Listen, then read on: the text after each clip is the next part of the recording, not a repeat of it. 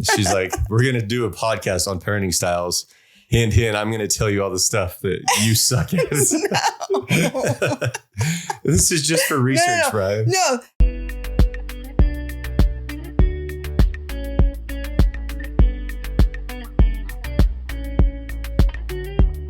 Welcome back to the Maeband podcast. Yeah. Welcome. Good to see you. All right. Holly, what are we talking about today? We had a few options up in the air. What did you decide on? Today, we're going to talk about parenting differences. Oh, this is a good one. This could cause a fight. Because I know I go through all these topics and I'm like, do I want to fight today? Which one? It's kind of true. Okay. And I know Holly kind of gets a little upset when I say this, but we're so different. We're complete opposites. And so obviously our parenting style are going to be complete opposites, which can be hard. Okay. We just recently sat with a bunch of couples and like one of the couples was like, okay, so typically with every couple, there's an exaggerator and there's like a fact truth teller. Yeah. And I'm the exaggerator. So which of us? Yeah. We got the exaggerator and like the factual one. Holly, I think she's thinking of it a little more too literal, where she's like, my husband's a filthy liar. But I might say some things that are exaggerated for storytelling purposes, right? That's it. Yes, you do. But as I was talking to someone else, they were like, yeah, but typically the exaggerator is like the funny one in the relationship. I was like, oh, they're not. You're the funny one in this relationship. Holly's the funny one in our relationship. Yeah. Is that your exaggerating lies coming out? There I go again. Just blatantly lying. I'm just kidding. That wasn't. Anyway. So anyway, that does roll over, I think, into parenting styles. The funny, humorous exaggerator, and then kind of the rule follower, factual. Well, I feel like in ours, like one is definitely more strict and one is more, the strict one is more, what's the word? Like orderly. What's the word I'm looking for? Like, what are you? And I'm like all over the place, consistent. Yeah, she's very consistent. She's, I can't think of the word off the top of my head, but she's, very orderly. Everything is, oh my gosh, I can't think of the word. But I'm like chaos. See, like in my brain right now, my brain is shooting a million different miles an hour. But this is the way he parents. This is the way I parent. Like, it goes off my emotions at the minute. One moment I like my kid, and so they can do whatever they want. The other minute, I don't like them, and then they get in trouble. I don't really get them in trouble, though. The only way I get them in trouble is by telling them I want them. Is by what? Telling you. I'm going to tell on you. That's what I threaten. I threaten my kids. I'm telling mom. Yeah, that's how I get my kids in trouble. If I want my kids to listen to me, I'm like, I'm going to tell your mom. Are you serious? It used to be. You use me as a threat? I do. That may or may not be why they don't like you as much. Oh my gosh. I'm just kidding. They love her. But yeah, it's kind of true because Holly can be a little. She just likes structure. Structure. There we go. That's the word I'm looking for. She likes structure. Everything to be the exact same for everybody and everything. And the way I kind of parent is I know each of our kids has a different personality. And so sometimes I'm more lenient with one over the other just because they're so different. You know, I try to gauge. I try to get on their level think about where they're at, right? Rather than just being like, okay, here's the rule. Here's the law. I'm going to lay it down. Here's what you can and can't do. I kind of base it off of kind of where they're at in life. And if that makes sense. It does, but I don't feel like that you do that. I feel like I do that. No.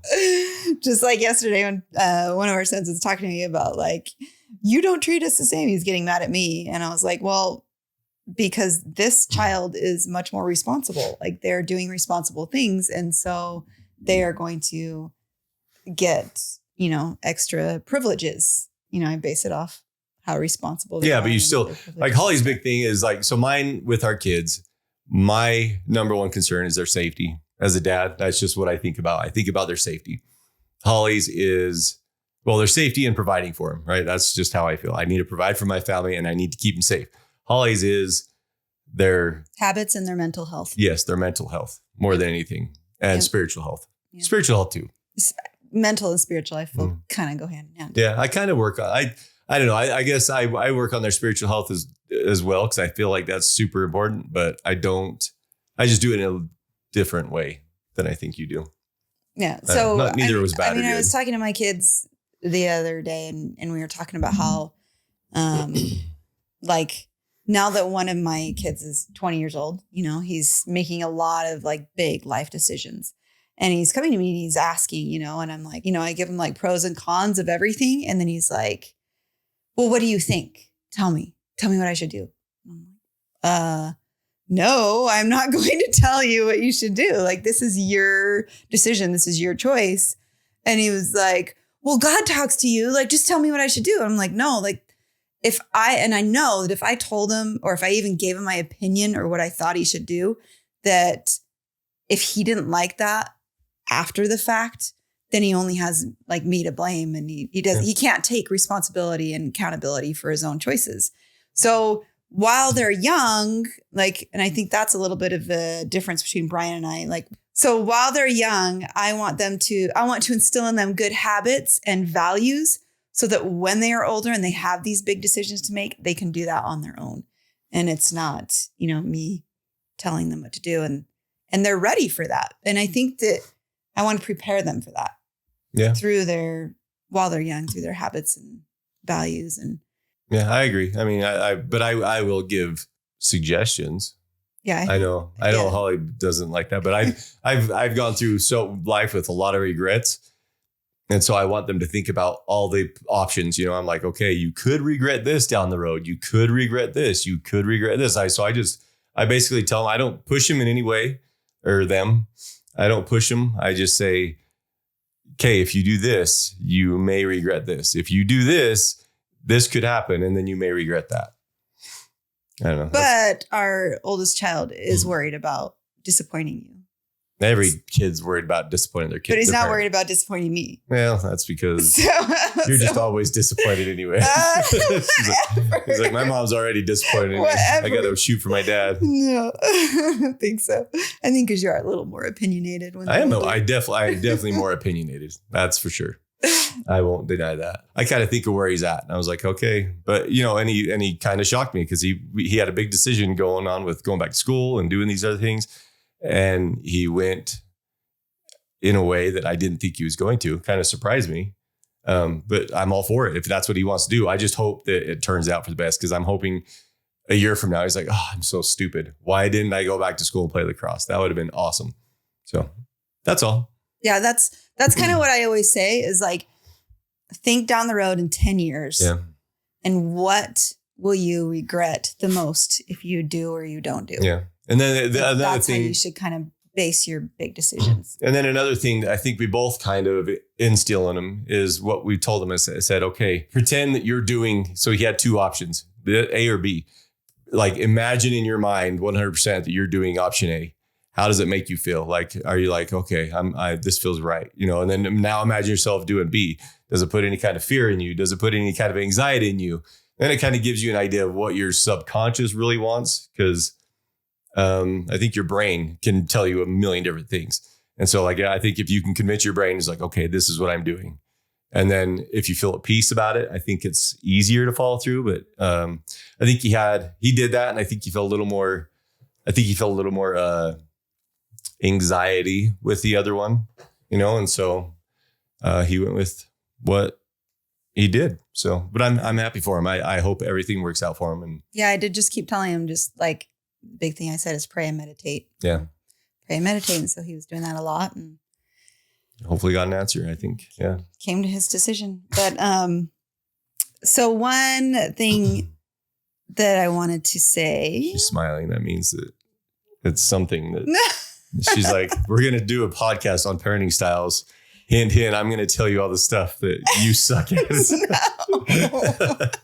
This is just for research, Brian. No, actually, this like goes great into like what I want to talk about next. Okay. And it is, so when two people parent and they have different parenting styles. Yeah. How do I say this? I don't know. Sometimes we think we need to make up for the other one. So if we have one that's like super relaxed, then the other one that is like a little more structured and has rules, they start becoming more structured and like making more rules. And then the other one becomes even more relaxed. And it's like this really bad cycle that they like start like being more than what they normally would if they were on their own. Yeah. And I think it's almost like a tug of war, I would say. Yeah, I like can see that. Maybe that's just us. She's describing us, basically. I don't think like if the other person is like tugging, like you're gonna tug harder and you're just like going harder and harder, whereas the other person like kind of lets go and like relaxes a little. The person on the other end kind of lets go and relaxes a little. And we've been caught up in that a lot, where like I get like more. What's the word? I don't know. Yes, she gets more structure. Yeah, I get more and structure. then I'll be like, Brian is like more what like the crap crazy. is wrong with her? I'm just gonna whatever. Yeah, let the so kids then do anything. He goes to the store and like brings home like 5 gallons of ice cream. It's got to come back to the sugar. It's got to come back. That's what she's like. All right, just don't bring this crap into my house. And then, So and then I'm like, well, I'm gonna bring all the crap into this house. So yeah, it's bad because then the kids see us kind of going at each other a little bit, but I think they know that we're still on the same team. We just, it's our stubbornness that gets in the way. It's just like, oh, I'm going to win this. But I think it's just, so I think a big thing about, parenting style, like parenting differences is allowing each of them and like letting go and finding that middle ground. Because if you're constantly pushing, for what you want, it's just going to cause the other person to fight back. Yeah. And the kids as well. I mean, because all of our kids have such different personalities. The ones that are more like me are going to fight with Holly more, because they're going to be like, oh my gosh, I don't want all this structure. I don't want this. And so they're going to tend to, fight back a little bit. The ones that do like structure are the ones that are probably okay with it. They're like, oh, mom's going to do this. These are the rules in place. I'm just going to follow them. That's what I do. And the ones that do like structure probably feel a little like fearful around you, I think. Like chaotic. Like I'm thinking like young babies, when they like don't know what to expect from you, they're like crying more around you. I'm just trying to figure out why our babies cry more around him than it's me. Quite annoying. Like they'll be totally fine. And then I come home and they just start crying and wanting my attention. I feel like that's how they try to get my attention. So and it may be because they don't know what to expect. Like I'm like more structured and they know what they get from me. And maybe. I don't know. It's weird. It's very strange. But yeah. So parenting differences, parenting styles, trying to figure it out, trying to do our best. Yep. I think that's all everyone ever is trying to do, right? Yeah. But just my only piece of advice would be to realize that you and your husband or spouse or wife, whatever, are probably complete opposites, because I feel like after we've talked to everybody, it's the saying, opposites attract. It's true, because everybody is so different from their spouse. So I think the key is to let them parent the way they parent and not fight them on it. And hopefully that's reciprocated, to where if I want to parent this way, obviously you got to find a middle ground, but and realize that you're on the same team. Yeah. And don't parent differently at the same time in front of the kids. Maybe like take that conversation somewhere. Kids are smart. They will pit you against each other. Our kids pit us against each other. Like, hey, dad, mom's doing this. I'm like, what? And then they'll go to mom, hey, mom, dad's doing this. And she's like, what? And then we go fight. And then the kids are just doing whatever they want. Yeah. So don't let your kids pitch you against each other. Yeah, because they know that if you fight, they usually get to do whatever they want, because we're too busy fighting. That's true. And we go in the closet and have our conversation. Yeah. And then the kids can run the house. So just remember, you're on the same team. Yep. And we're all just doing our best here. Yep. Nobody's perfect. We screw up all the time. So let us know if you have any questions or comments. Write them down below. Or any subjects that you would like us to talk about. Yep. And we'll see you next time. Bye.